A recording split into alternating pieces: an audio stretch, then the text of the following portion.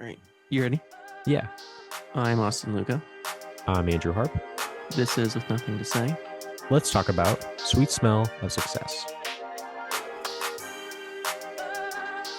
Before we get into this week's film, next week we're going to be watching Madawan. The reason we chose this film, or rather the combination of suggestions which led to this, is I want to do a James Earl Jones film since he did pass at the young age of 93. I know he was just a young man. Gone too soon. Thoughts and prayers. A lot of people probably thought he was already dead. He That man did too many things. He was in too many movies. was in a lot of stuff. Yeah, He's in 191 movies. It's too yeah. many He's got an movies. It's amazing too voice. much. He's got the best voice, but he unfortunately has passed. So I wanted to watch a James Earl Jones film, and you suggested Manawan, and it looks good. I don't know much about the movie or John Sayles. I haven't seen any of John Sayles' movies, Me neither. so I think this will be It'll a be new fun new territory. Yeah, experience. for both of Yeah. us. So I'm excited. We're all excited. Everyone is Yeah. excited. But this week we watched a film that we have talked on the podcast before. We've talked about it quite a bit, and that is The I guess Sweet don't. Yeah. Smell of Success. Yeah, we talked about it for when you watched that movie, we had quite the conversation about it. But you've never seen it. I Only had never I've. seen it. I've only Only like Andrew just had seen talked it. about its quality. Yeah. From my perspective. Um, but yeah, that was like probably like a year or two ago. Probably a couple of years ago at this point. And watching this film, It's like one of the best movies ever made, man. I love it. I think it's one of my favorite movies ever. It's so fucking funny. And I love like it's funny, it's cynical, it's sardonic. It's ah, yeah, I love it. it has such a cynical look on the world, and I love it. you hate Tony Curtis, but you also love him. You're rooting for him, even though he's No, this evil, yeah, I don't slimy know. guy. I find I myself rooting for him. I want him sometimes I to do. win, even though I he's so slimy. he's such an evil and slimy character that every other character goes out of their way to tell him to his face that he's a slimy, disgusting kind of person with like no integrity. Every character, like I think multiple times he's compared to animals, including dogs. Yes. There's perhaps not a more hated character in a film than Tony Curtis in this film. I mean, Yeah, my everybody God, goes do out of their people hate way. this man? But Yeah. of course, at the same time, they all need Tony Curtis because Right. whatever his thing is that he does, which I still don't really understand exactly what a press He's agent. a What press does that agent. mean? I think it obviously it's from a bygone era because now you can just like look stuff up. I think it's like I think like these like I think it's just like the idea that like these like columnists or whatever, which is obviously a big part of the movie, they Hmm. have to like write like I think multiple times a day, right? Because I think there were like multiple issues of like the newspaper in a Yeah. given day, like the evening issue, the morning issue. So I think they always need like new things to write about. So I think the press agent, they are paid by someone so they can go to these columnists and give them like these ideas that they're being paid to kind of like so that like a business or like a person or like a performer, someone will be mentioned by them in the column. Because yeah, like a columnist or writer, like they need material, like they need real material from the real world or whatever it might be in order to, write about something. And so Tony Curtis is the guy, is like the middleman that sort of like provides that information to them. Um, it's a very weird job. It's weird just because like it's such a weird kind of bygone era job that probably existed for like 5 or 10 years and then was like gone away. So Like a like film yeah, like projectionist, well, I mean like film projectionists still live, I like guess. they're still around. Yeah, like the art museum has like over Yeah. here has film projectionists. But yeah, it's like but yeah, it's like they do try to explain it in the movie in that They in the do. first meeting with Tony Curtis and JJ Hunsaker. I thought it was pretty, I don't know. Like I feel like they explained it pretty well, but it is still kind of like what the fuck? I I think it would have made a lot more sense if we lived in 19 50s 50 whatever. America. As you Sure. said, it is this era that's just it doesn't exist anymore. It's a very specific job that lived for a very specific moment in time. But I guess you don't really need to know what a press agent is as long as you grasp that Tony Curtis is just this awful human being whose job is basically to get he works for a gossip columnist. I mean, Burt Lancaster, he's basically this JJ Hunsaker. Yep. JJ Hunsaker. Yeah, he's awesome. He's basically what a modern day like one of those like what are those absurd magazines that publish just slop.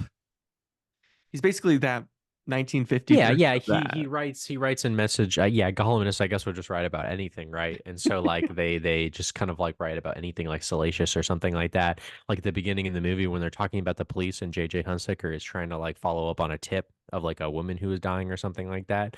Like it's just like shit like that, I guess, along with like going to a comedy show or whatever and seeing somebody funny and mentioning like, I think it's kind of like the talk of the town shit too that you would see like in a New Yorker magazine, but it Hmm. obviously less salacious. It's more kind of that's more like kind of like general stuff or whatever. Yeah. But like yeah, the columnist is more kind of like I think too like has like a voice, right? Like a columnist is supposed to have like a voice or whatever that's like fun to read, I guess. And I think that's the appeal too with Hunsaker, right? Or columnist at the time, I suppose.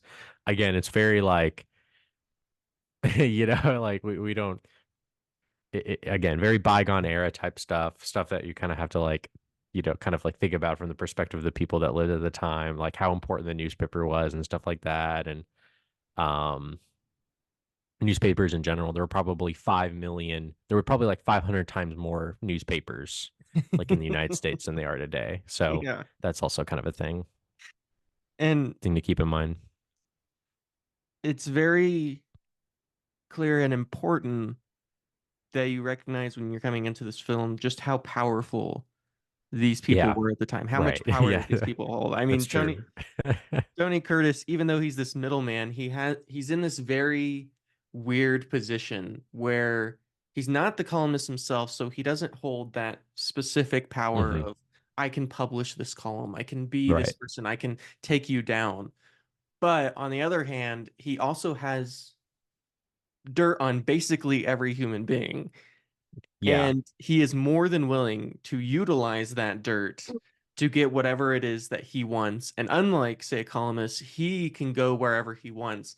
And so he is in this very strange position where he is a dog, almost this thing that is He is compared to a dog every time. many If you want to times. scratch, I think what like the Dallas, he's Steve, I think his name is, like he says like, I saw you like outside my hotel room, if you want to sniff around for information like a dog, just ask for it like a man or something like that or what does his girlfriend say? Hunsaker's sister say to him? She says something like crap, she also compare it's like another like analogy where like yeah, like Tony Curtis is like compared to a dog or something like that. But I forget what it was. There's a lot of really again like the writing and the lines in this movie are some really like top like god tier for me. Like they make me laugh, they're funny, they're crazy. It's really like not that different than like a screwball comedy that like the one we Yeah. just had covered for the show. But again, like the whole movie has this really kind of strong like cynicism to it that I find very appealing. It's as if His Girl Friday was written by a demon. Yeah. It 'Cause yeah, like it's hard. it's quippy as His Girl Friday is, but it does not have the same perhaps love for journalism that proliferated America through the 1940s. And of course that makes sense. I mean, we're looking at 1957 here. We're looking in post Red Scare America, Sure, yeah. living in a world where journalists are attacked and also attacking each other. I mean, we blame These the people are US barely government, but journalists. these They're people, like salacious, they're like you said, they're gossip columnists basically. Like oh yeah, Paris, like what's his name? I forget his name. Paris, I forget. I don't know. There's like a famous gossip columnist, I Sure. think like um like a gossip columnist, like he does a lot of like a online blogging. There's a lot of people that still do that, Yeah, honestly. Like, it's a and world that still exists. people do it on Twitter all the time. But um yeah, it's just kind of like it's just I think it's cynical of like everything except for like, well, I think the ending isn't honestly. Watching this movie again, I was actually like kind of like a little bit more touched by like the ending and like Mhm. kind of like the arc of Hunsecker's sister. Yeah. I was actually kind of like touched by that a little bit more this time around. I noticed that a little bit more. So it's not like a totally cynical movie, even though pretty much everybody in the end is like pretty much strung out and no one got what they want basically, more or less. No, not at all. And I was thinking about this when I was watching this movie, which I recently watched this hour-long YouTube essay about it's actually quite good, and it was about how acting has changed from the 1920s. So he does this super extensive study of particularly the method, quote unquote, and he talks about Marlon Mhm. Brando and Robert De Niro and all these people and exploring how the method has Mhm. changed and what the method actually is. And I've never been very big into acting. I went to film school. I had to take one acting class. I was never really that interested in it because in my mind, all you got to do is memorize a couple of lines, and that's kind of the end of it. And that's been mostly my uh, work in film has been from that perspective. But one of the things I remember watching is they show this interview of Margot Robbie. She's talking about when she did Babylon and how she studied a honey badger and tried to be inspired by a honey badger for the film Mhm. Babylon. And it made me think of this film in the way that Tony Curtis, he has this way of whenever he's He's around, so right, Burt Lancaster, he has like this way of walking and he's like following yeah, him as if like a he dog. like a dog. I mean, he's almost acting as if he himself is a dog, and it's so strange to see. And this is why I think his performance is so incredible here.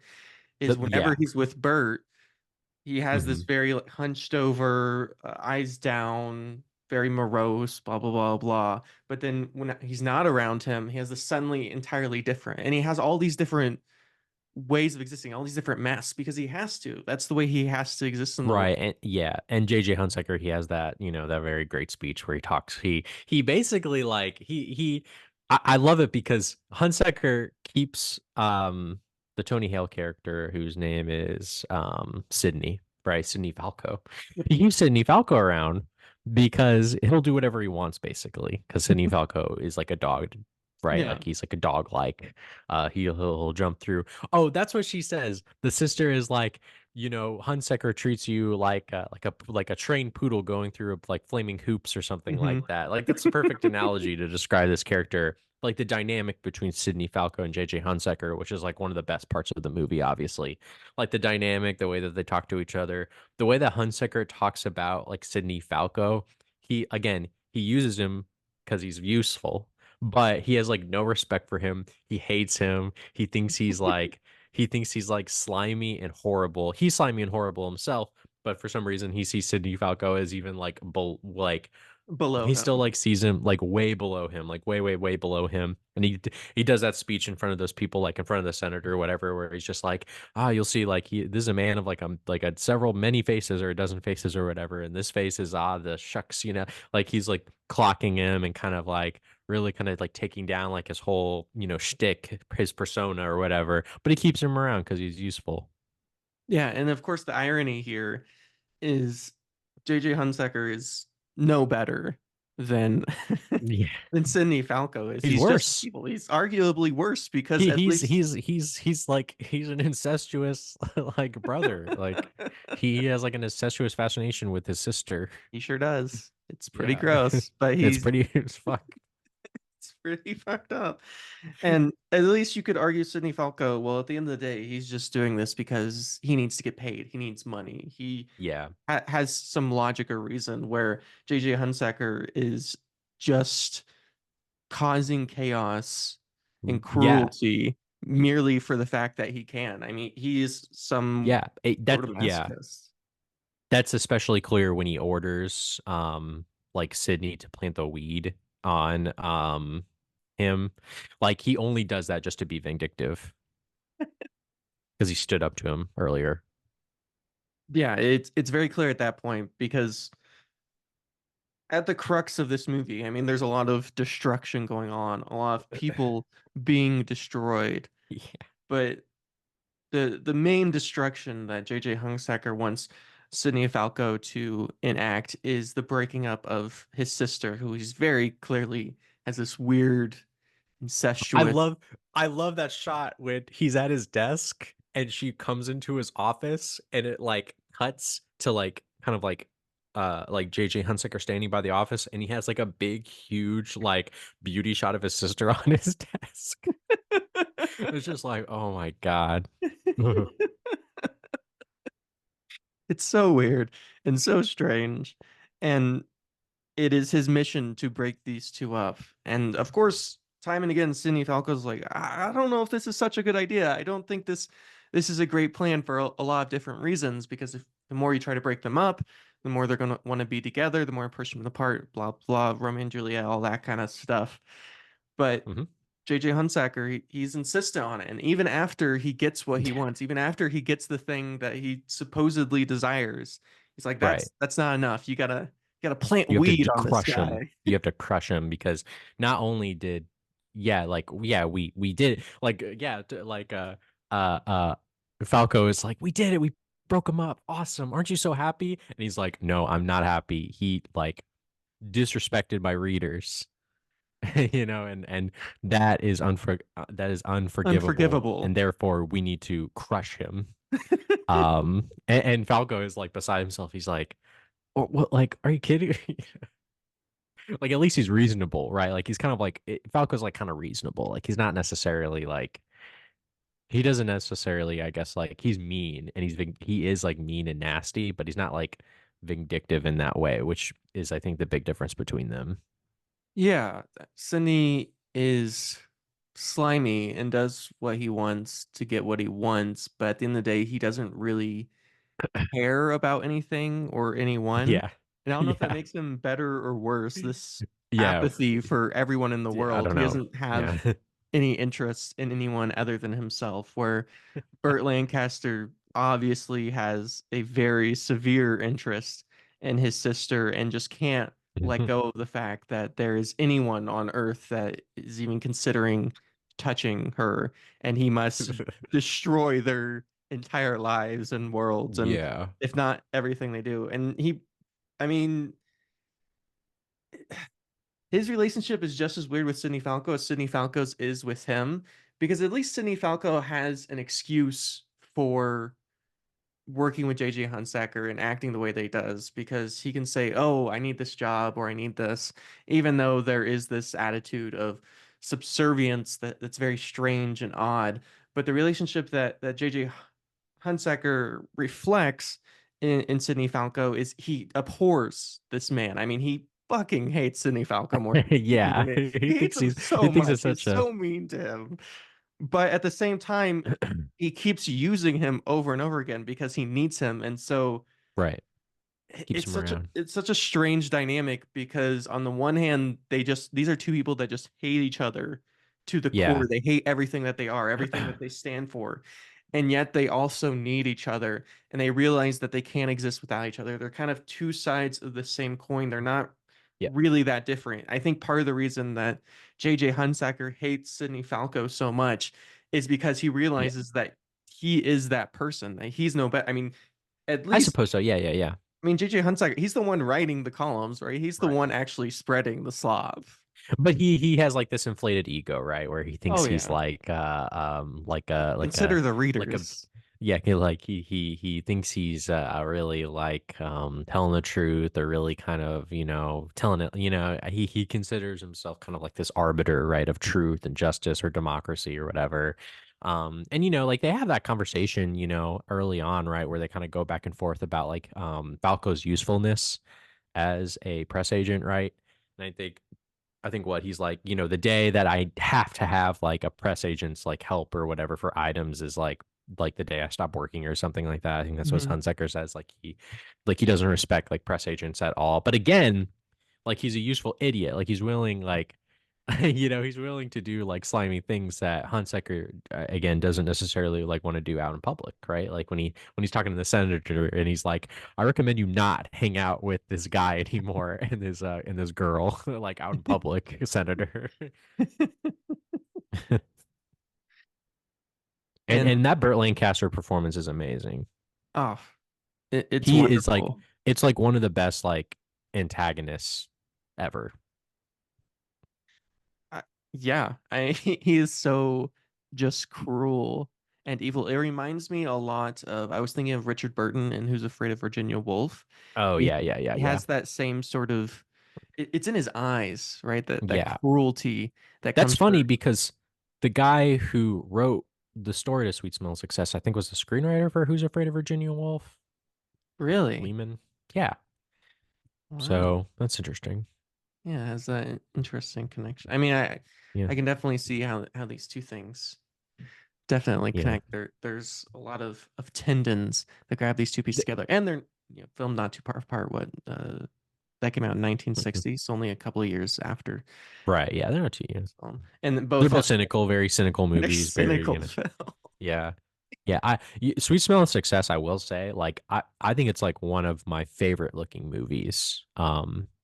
James Hong James Wong Howe. It's like a Chinese American guy that like was a cinematographer of it. Actually, I'm looking at Letterboxd right now. He shot HUD, which you Fuck, I just love mentioned. HUD. So he shot that movie. He shot a bunch of movies, but like I don't know what he does. I don't know how he does it, man. But like I just think like the movie in particular looks really good. Like it looks really sharp and beautiful, and the way the lighting is, like the way that they utilize black and white like photography with like the lighting. I just think it's like perfectly put together in a way that's subtle. Like I love like Burt Lancaster when he's like when there's like a close up of him. I love the way like the light and the shadows on his face like appear occasionally, how it'll kind of like maybe cover up certain features of his face or whatever. I don't Yeah, know, like there's something about it in a really like beautiful, subtle way. Um how the movie looks. Like it looks again, I just feel like it looks really good. yeah.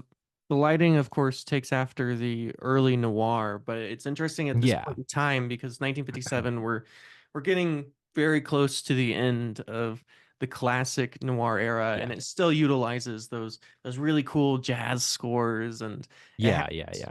it has all of these shadows, but the way it uses the shadows is very interesting because typically in a noir, the shadows are used to hide the dark, Mhm. miserable characters, the evil characters, and our detective is there to figure out Uh-huh. who the bad guys are and discover them and put them in the light. And the frightening thing about this film is the bad guys, which is basically everyone other than maybe I guess Susan is the only non-bad guy in this There are film. very few redeemable characters. Yeah. Very few, but they're in this very stark, bright lights, and their full face is shown, and where the shadows lay on them makes them just feel just this great sense of distance. I remember I finished a couple weeks ago the Orson Welles biography, or rather the first of the three, which right is everything up to Citizen Kane.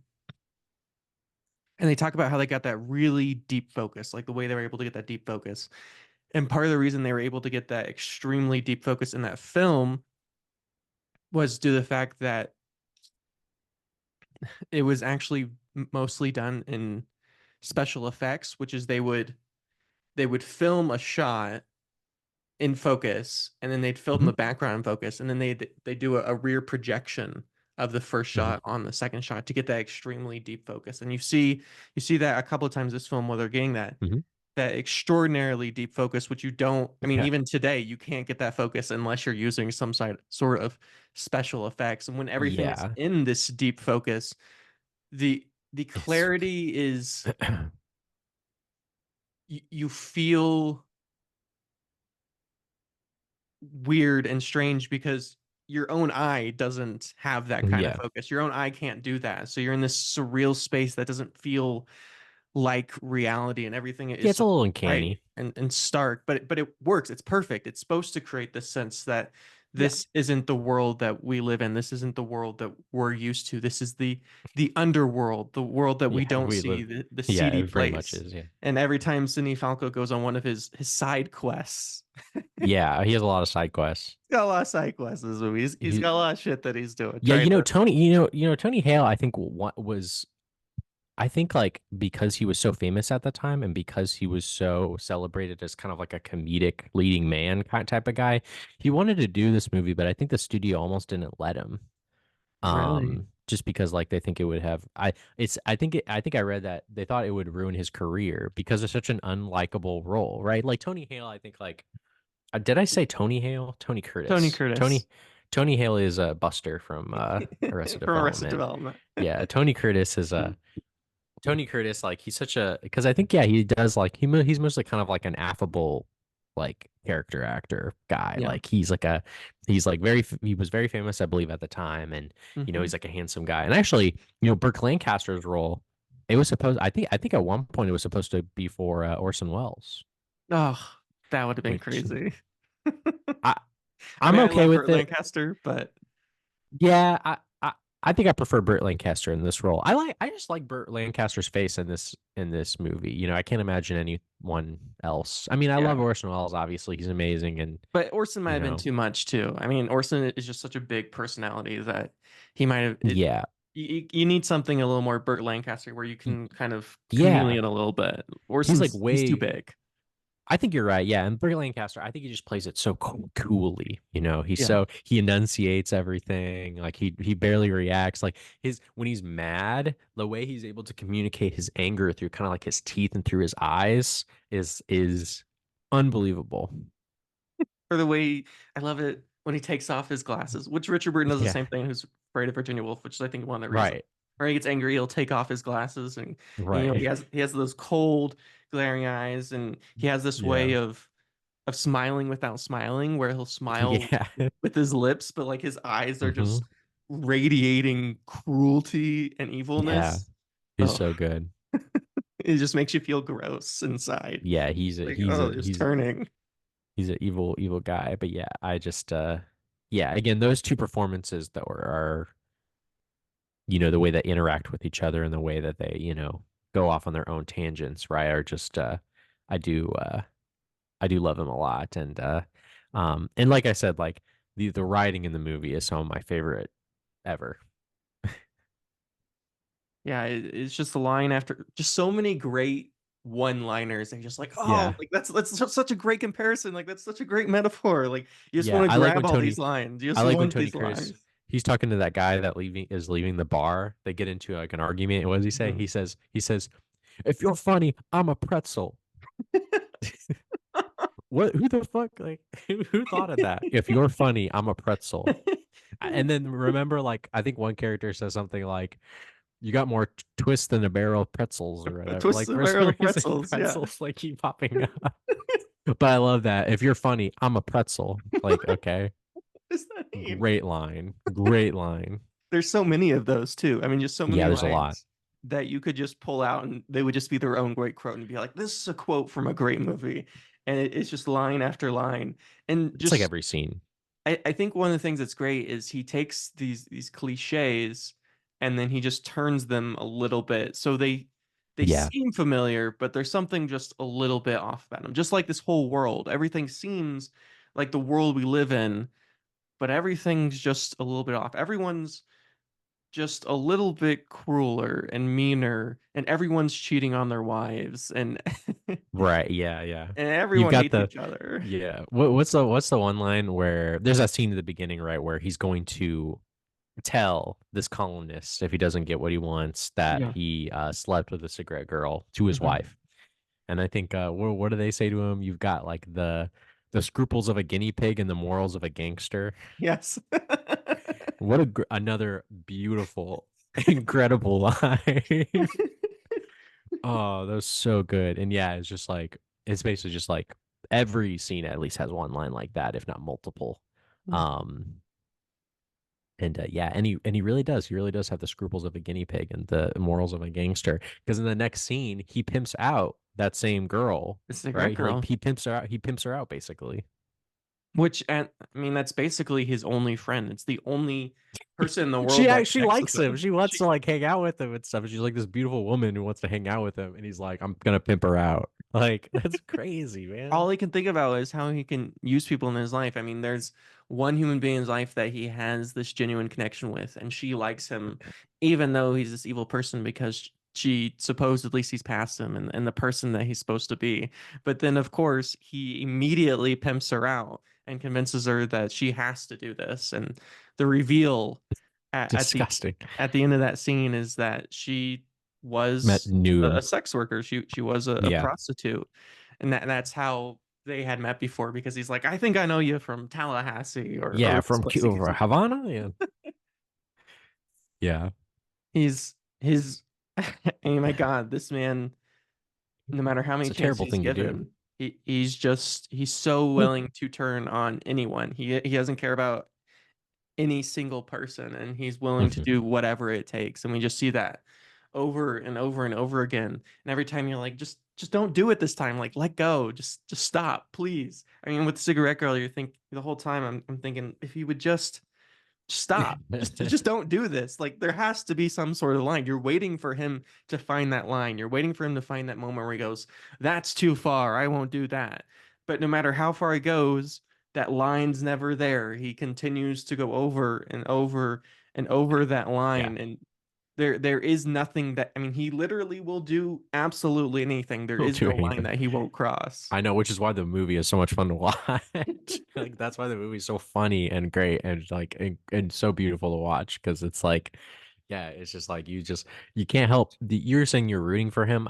Rooting for him is maybe strong is like Yeah. kind of like maybe like a strong word for it, but I see what you're coming from. Like I'm not maybe not rooting for him, like I'm thinking that what he's doing is good, but I'm more just kind of like what kind of you're just kind of like what like how far will he fall? Like what lengths is he willing to go for? I want to keep watching it to see like what he's the like how odd how more audacious he's gonna get, So that I think is like so fun to watch. And I was thinking about this as we were getting to the end of the film, Mhm. which is that Susan, even though half her thing is she's in love with this guy and her brother's thing is to stop his love with this guy, is we almost never see the two, her and her boyfriend, fiance, person, lover, whatever you want to call him, together. And every time we do see them together, there's always someone else there. And the only time Like we ever interrupting. see, they're Yeah. always being interrupted, right? There's always someone else there, always someone there to stop them. And the only time we actually see the two alone is almost at the very end of the film, where she breaks it off, or he breaks it off. They break it off. Right. It's broken up because they realize that there are things that they just can't fight against, and it's just never going Yeah. to stop. And their love, I guess, is so powerful that they're Sure. willing to let go of each other if that's what it means for them both to be okay. Which I think you talk about how that relationship maybe hit you a little bit more than the first time you watched it, and I think Sort that of. that Yeah. I would yeah. it's perhaps the only redeemable aspect of this film, the only thing Well, that you can yeah. perhaps see as Yeah. hopeful or Sure. Well, positive or and optimistic. and not even just like the relationship. I was more talking about like the arc of the sister herself, where like the final shot of the movie is, of course, like her walking away from her Yeah. brother, right? And I was like, I was a little bit more touched by that because it's like I was a little bit more like affected by like her courage and right and then and so then the courage of like other people to be able to you know, even though you are even though it's difficult, you might be dependent on someone, whether it be like, a really like abusive situation. And not that Hunsaker is like necessarily abusive, but he basically is. Like he's very I mean, controlling and wants to control every aspects of her life. I mean, that's pretty abusive. yeah. So I just thought I was just like a little bit more like affected, and I thought a little bit more about like her like arc of kind of like standing up to her brother, even though he's scary, even though he's powerful, even though all these things, and leaving him, and you can kind of like translate that into like people maybe like leaving like a terrible situation with their parents or with a Or an boyfriend or a abusive relationship. girlfriend. Yeah, like even though they're not like in a romantic relationship, obviously, to Depends who you ask. Hunsaker's Hunsaker would like that, of course. But I just thought like that was like a really nice kind of like way to like end the movie, from a watching it again, just kind of like it's kind of like a positive, like, you can do it. Like anyone can do it. Anyone can kind of stand up to whatever situation, whatever terrible situation that they're in and leave it. And it'll be okay. So I thought that was like the movie's quite cynical, but again, like I think there's still it's still a little bit more uplifted in that final shot, I would say. And there is this very interesting quality between the relationship, as all the relationships are interesting here, between J.C. Hunsaker and his sister Susan Hunsaker, which there is this abusive quality in which he basically does whatever she wants, and she feels the need, for some reason, as so often the case of victims of the abused or victims of abusers, Yeah. the need to stay with him, even though she Yeah, knows like he's this doing, she's dependency. aware. She's not stupid. This isn't a situation where she's like, oh, I don't know what's going on. She's very aware of everything that's going on. She knows that Tony Curtis is moving the strings, and she knows that the real puppeteer is her brother. And yet she feels this weird love for her brother, that she needs to stay with him, that she needs to be with him. And over again, he does these terrible things with her, and yet she still stays with him. She can't leave him. And so that final moment when she finally does, it is a moment where it's almost like this person leaving their abuser, someone who is escaping this Yeah. cruel, seedy world and has a chance to be something else, or to be someone else, Sure, or yeah. just to Yeah. get Be out your of own there. person. Yeah. Yeah.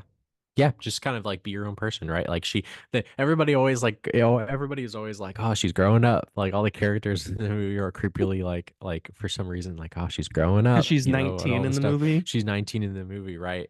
And yeah, like she's like, right. And again, like there is like, you're right, there is that dependency with her brother because she likes her brother. She doesn't Hmm. necessarily hate him because it's her brother, right? And he buys her nice things and they live in a nice apartment, right? And again, I just like that even though she's not like maybe in the worst situation of all time, it still takes courage to kind of like walk away from that situation because there Yeah. are creature comforts, but also, he is abusive and controlling, and she's never going to be able to be her own person or be with whoever she wants because her brother is like in love with her basically in a very, bad incestuous way. So again, I thought that was great. I thought that part of the movie is really great. Yeah. And there is this Oedipal-ish complex going on where she treats her brother more as a father figure. And Right. That's this, and not yeah. just a father figure that she needs approval from and love from.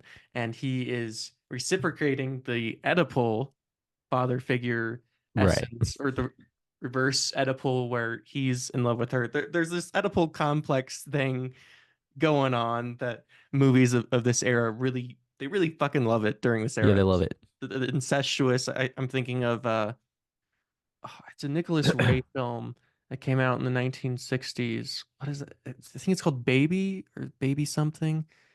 Can't remember Down. exactly the name of the film, but it has those kind of similar ideas where the wife has this obsession with sucking her thumb, and she acts like a baby, and she sees Okay. her husband as her father. It's a very great film. And then I'm also thinking of, I'm reading Blonde right now, the Joyce Carol Oates book, and Marilyn Monroe, or it's a fictionalization of Marilyn Monroe. she has this obsession with a father figure because she didn't have a father in her own life and calls all of her husbands, daddy and father. And you kind of see that here where she is searching for Right. this father figure because they never say where their parents are, but they seem to basically be non-existent. And so she treats her brother as her father, and then he treats her as this weird sexual being that he wants to own and control. Yeah, like a bird in a cage or something like that, Yeah. basically. It's a very uncomfortable, just a series of uncomfortable relationships between. He doesn't do anything. He doesn't touch her. He doesn't like assault her. He doesn't do No, anything like that. not But really. but it does get to a point where she's so, upset about like, her boyfriend that she does like try to kill herself, right? Like, it's gotten that bad. It's come to this, That right? suicide scene is crazy. It's a great scene. I mean, because Tony Curtis comes in the room, he's like, "You're not gonna kill yourself. Like, get over yourself. You're." He's terrible in that scene. He's like the worst in that scene because he basically he verbally abuses her and is like, "You're stupid. You're not gonna actually do it, are you?" And then yeah, she tries to do it. And then what's even crazier, which I think is the power of, we see how powerful Susan is in this moment, because I think it'd be very easy to paint this character as Susan as this helpless woman who doesn't know what she's doing and can't do Right? anything. Yeah. Yeah. Yeah. But we get this great moment when he stops her from committing suicide. And her brother, JJ Hunkaster, comes into the room, and suddenly she acts as if she has just been attacked, raped, Right. Like she uses. perhaps. Yeah. Yeah. Like, Yeah. as if this is all part of her master plan, and she plays into it. And Tony Curtis is freaking out. He's like, "No, no, no, I would never do this to you. I'm great. I love you so much. I will do anything that you ever ask." Yeah. My fear, like, it's like, Oh my God. Like, calm down. But yeah, we see in that moment just Susan perhaps just as smart and seedy and willing to get what she wants. And if she right. can just fight her brother, or if she could just use those same tactics on her brother that she's clearly able to use and competent at using with Right. Yeah. people Yeah. like Yeah. Sid, but unfortunately she has morals and ethics and Yeah. She's integrity, integrity, right? Something which is that yeah a word that comes up a lot. and no one has any of in this film, other than arguably maybe Susan. No one else in this And film, and her boyfriend. and her boyfriend. Her Yeah, boyfriend, again, like there's that great scene too where he himself sticks up to JJ Hunsaker and like basically just completely reads him for who he really is, which is like a nasty, vindictive, evil, gossipy man, doesn't have anything good or interesting to say, is just like a terrible guy. I mean that's exact. I mean he calls it as it is, but I love Sidney Falco. He has this really grand plan, and he tells it to Burt Lancaster, JJ. He says, "Here's what's going to happen. We're going to get him fired. And then after he's fired, we're going to offer him his job back because I know that he's not actually going to take it because he has integrity, quote Yeah. unquote." It, it's so it's it works, it's so sort of. satisfying. There's this weird satisfaction in seeing Right. I his agree. extremely complicated plan come together in just that moment. I mean, you hate it and you hate him and you don't want it to work, but Yeah, every it's moment it bad. works, you're like, oh, you're just so excited by it. You hate it at the same time. You got all these mixed emotions, but you love it. I mean, I just find myself so excited by the fact that like Sidney Falco, Yeah. like this great plan that he had. He's like, oh, he called that. He called this. He called this. He knows what's going on. Sidney Yeah. Falco really is.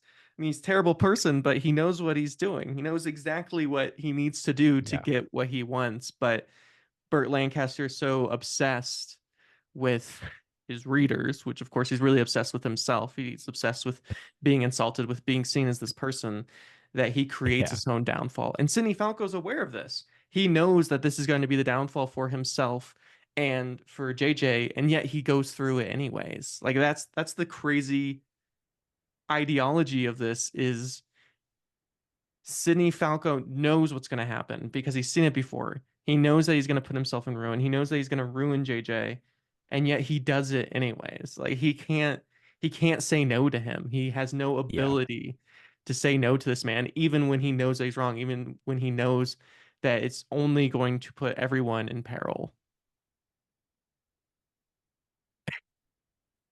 Yeah, it's yeah, that character again, like I just I just love, yeah, that kind of just again, I can't, I could go on and on about the tone of the movie and just how I just love how like cynical it is, and just yeah, just again like you were talking about, like the lengths that some people are willing to go toward for like nothing really, like not like not really any like guarantees on anything, right? Because Hunsaker is like stupid. Like he immediately like thinks that like he was trying to like, Yeah. rape his sister or whatever. He's like stupid as hell. And so he's like, he's just kind of like uh um he just immediately accepts that he would do that. And so he doesn't get anything now. Like he does all of this stuff. He does all of this like shit where he's like, uh like really kind of scraping the bottom of the barrel in order to really fuck people over for his own Hmm. benefit. And then in the end he just gets beaten up by a cop and he's arrested for something that he did do, but he was asked by Hunsaker to do Yeah. it. Yeah. Well, that does put us just about at an hour. Should we Yeah. give our final thoughts here? Yeah. Yeah, I would, yeah, it's fine. Okay, you go first this time. Yeah, and I mean, like, again, this is like one of my favorite movies. I'm gonna give it a nice 9 out of 10. I would say I love this movie. It looks great. It sounds great. The acting in it is amazing. It is never boring. It is never, it's not slow going. It's very fun. The situations that characters are in are funny. The lines and writing in the movie are really funny. Seeing Tony Curtis in this role is very interesting too. Just because like it's just something kind of like out of his purview, right? Kind of out of his wheelhouse, you would expect. And Burt Lancaster, again, I just think it's like one of the greatest like movie antagonists ever. Like he's so good. Um, so yeah, I just love the movie. I think it's just a great, straightforward, kind of noirish sort of like, businessy kind of, you know, newspaper business type stuff. I find it very, fun to watch, very of its time, but still, I think, uh, I just still think it's a really fun, like entertaining movie. It's so good. Yeah, I can't help but agree with everything that you're saying here. One of the things that we didn't talk a whole bunch about, but I think is really important in this film is the pacing, which is just so Yeah. hectic and chaotic and just never Yeah. lets go. I mean, from the very opening shot, you were just kind of grabbed by the nape of your neck and just thrown across the room over and over and over again. And you just never get a moment to breathe and just stop and just be like, oh, wait a Yeah. minute, what's going on? There's 10,000 things that need to happen because it has no interest in it. And I think this is important and valuable. And one of the reasons that this film works is it's not here to explain anything. It's very clear that it's almost has this fly in the wall quality where these characters already Mhm. exist. This world doesn't exist for this movie. It's not as if these characters were written for this movie. It's as if all of these characters exist outside of this movie and we're just watching a moment. So we can go see him talk to this guy or talk to that guy and get this dark thing on this person, that person, because he's been doing this for a long time and we're watching that. And so there's almost this documentary effect to the film where we are just sort of watching this all happen and you don't know what's going to happen next. And it feels as if it's this larger world and it looks beautiful and some incredible Yeah. performances by Tony Curtis and Burt Lancaster and really everyone involved in this piece. Beautiful cinematography, great editing, which I think has a lot to do with the pacing. The pacing and editing are just really wonderful here and just so chaotic and out of this world. So I agree. I'm gonna give it a strong 9 out of Yep. 10. Yep. That's right. All right, y'all. Thank you for listening. You can find everything I do at Austin Legault. I'm on Letterboxd. I Retro Andrew, RETR0 Andrew. And you can find this podcast where you hear podcasts. You also can find us on Instagram, TikTok, and YouTube. I have nothing to say. Thank you all for listening. Thank you again.